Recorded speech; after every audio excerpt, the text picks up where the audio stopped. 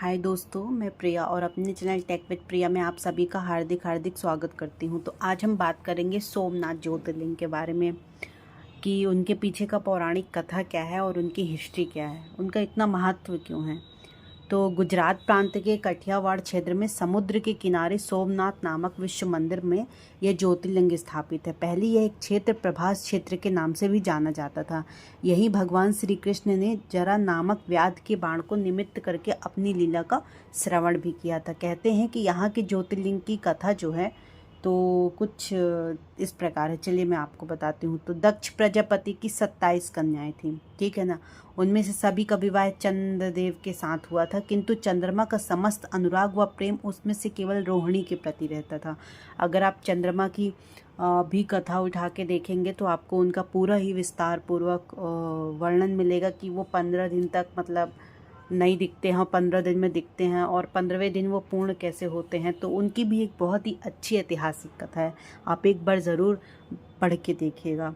उनकी इस कृत्य से दक्ष प्रजापति की अन्य कन्याएं बहुत अप्रसन्न रहती थी, तो उन्होंने अपनी यह व्यथा कथा अपने पिता को सुनाई। तो दक्ष प्रजापति ने इसके लिए चंद्रदेव को अनेक प्रकार से समझाया, किंतु रोहिणी के वशीभूत उनके हृदय पर इतना प्रभाव कोई पड़ा ही नहीं। अंततः दक्ष ने क्रुद्ध होकर उन्हें क्षय ग्रस्त हो जाने का श्राप दे दिया। इस श्राप के कारण चंद्रदेव तत्काल क्षयग्रस्त हो गए और उनके क्षयग्रस्त होते ही पृथ्वी का सुधा शीतलता वर्णन का सारा कार्य रुक गया। चारों त्राही त्राही मच गई। चंद्रमा बहुत दुखी और चिंतित थे।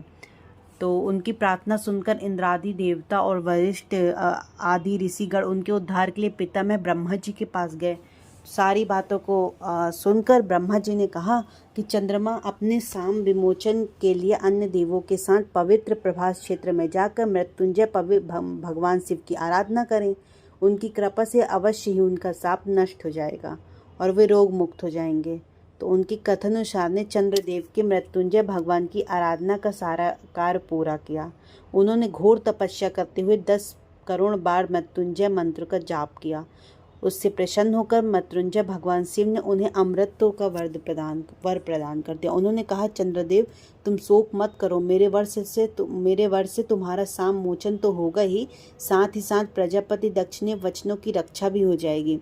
कृष्ण पक्ष में प्रतिदिन तुम्हारी एक एक कला क्षीण होगी, किंतु पुनः शुक्ल पक्ष में उसी क्रम से तुम्हारी एक एक कला बढ़ जाया करेगी। इस प्रकार प्रत्येक पूर्णिमा को तुम्हें पूर्ण चंद्र तो प्राप्त होता रहेगा। चंद्रमा को मिलने वाले इस वरदान से सारे लोगों को प्राणी प्रसन्न हो उठे और सुधाकर चंद्रदेव पुनः 10 दिशाओं में सुधा वर्षण का कार्य पूर्ववत करने लगे। तो शाप मुक्त होकर चंद्रदेव ने अन्य देवताओं के साथ मृत्युंजय भगवान से प्रार्थना की कि आप माता पार्वती के साथ सदा के लिए प्राणों के उत्थार्थ यहाँ निवास करें। तो भगवान शिव उनकी इस प्रार्थना को स्वीकार करके ज्योतिर्लिंग के रूप में माता पार्वती के साथ तभी से यहाँ पर रहने लगे। तो पावन प्रभास क्षेत्र में स्थित इस सोमनाथ ज्योतिर्लिंग की महिमा महाभारत, श्रीमद् भागवत तथा स्कंद पुराण में विस्तार से बताई गई है। चंद्रमा का एक नाम सोम भी है, जिन्होंने भगवान शिव ने अपना नाथ स्वामी मानकर यहाँ तपस्या की थी। अतः इस ज्योतिर्लिंग को भी सोमनाथ ही कहा जाता है।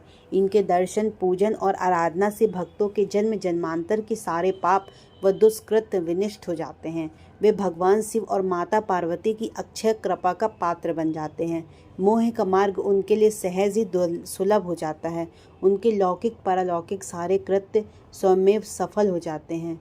भारतीय उपमहाद्वीप के पश्चिम से अरब सागर के तट पर स्थित आदि ज्योतिर्लिंग भी श्री सोमनाथ महादेव मंदिर की छटा ही निराली है। यह तीर्थ स्थान देश के प्राचीनतम तीर्थ स्थानों में से एक है और इनका उल्लेख स्कंद पुराण, श्री भागवत गीता, शिव पुराण आदि प्राचीन ग्रंथों में भी है।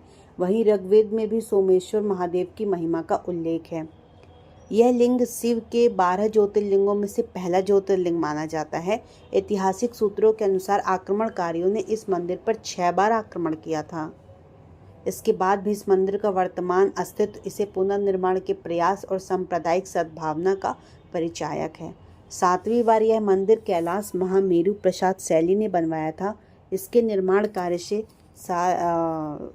सरदार वल्लभ भाई पटेल भी जुड़े रह चुके हैं। यह मंदिर गर्भगृह, सभा मंडप और नृत्य मंडप 3 प्रमुख भागों में विराजित है। इसका 150 फुट ऊंचा शिखर है। इसके शिखर पर स्थित कलश का भार 10 टन का है। 10 टन का। इसकी ध्वजा 27 फुट ऊंची है। इसके अबाधित समुद्र मार्ग तीर्थस्थान के विषय में ऐसा माना जाता है कि यह समुद्री मार्ग परोक्ष रूप से दक्षिणी ध्रुव में समाप्त होता है और यह हमारे प्राचीन ज्ञान व सूझबूझ का अद्भुत साक्ष्य माना गया है। इस मंदिर का पुनर्निर्माण महारानी अहिल्याबाई ने करवाया था। अगर इनका एक धार्मिक महत्व देखा जाए तो कहते हैं कि पौराणिक अनुश्रुतियों के अनुसार सोम नाम चंद्र का है, जो दक्ष के दामाद थे। एक बार उन्होंने दक्ष की आज्ञा का अवहेलना की, जिससे कुपित होकर दक्ष ने उन्हें श्राप दे दिया था कि उनका प्रकाश दिन प्रतिदिन धूमिल होता जाएगा। जब अन्य देवताओं ने दक्ष से उनका श्राप वापस लेने की बात कही तो उन्होंने कहा कि सरस्वती के मुहाने पर समुद्र में स्नान करने से श्राप के प्रकोप को रोका जा सकता है। तो सोम ने सरस्वती के मुहाने पर स्थित अरब सागर में स्नान करके भगवान शिव की आराधना की। प्रभु शिव यहाँ पर अवतरित हुए और उनका उद्धार किया और वह सोमनाथ के नाम से प्रसिद्ध हो गए। आपको सोमनाथ जाना है तो गुजरात में है। आप बाय ट्रेन, बाय रोड और बाय फ्लाइट कैसे भी जा सकते हैं। बहुत ही अच्छा है। आप एक बार दर्शन करें भोलेनाथ भगवान का। बहुत ही दिव्य दर्शन रहता है। आप कोई भी ज्योतिर्लिंग जाके आप एक बार दर्शन करिए। आपका जो आपके पास जितनी भी समस्याएं हैं वो धीरे धीरे ख़त्म हो जाएंगी। चलिए, हर हर महादेव, हर हर महादेव, हर हर महादेव।